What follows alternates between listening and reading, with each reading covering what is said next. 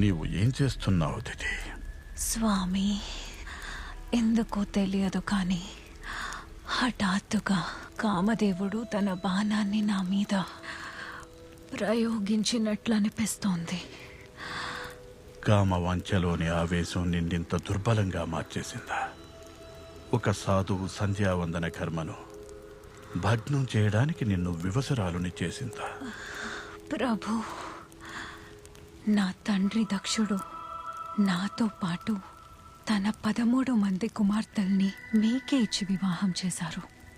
మీరు నా సోదరీమణులందరికీ సంతతినిచ్చి వారిని పరిపూర్ణుల్ని చేశారు. కేవలం నేను మాత్రమే అభాగ్యురాల్ని. ఇంతవరకు నేను గర్భం దాల్చలేదు. నా పట్ల ఇంత పక్షపాతం ఎందుకు స్వామి? నేను సంతాన భాగ్యాన్ని కోరుకోవడం అనుచితమా? కాదు, కానీ సంతానం కోసం ఈ సంధ్యా సమయంలో సంగమించడం అనుచితమైనది. ఎందుకంటే ఈ సమయంలో భూత పిశాచ ప్రేతాలు మాయా రాక్షస గణాలు అన్నీ తమ ప్రభు శివునితో కలిసి ఆకాశ గమనం చేస్తూ ఉంటాయి.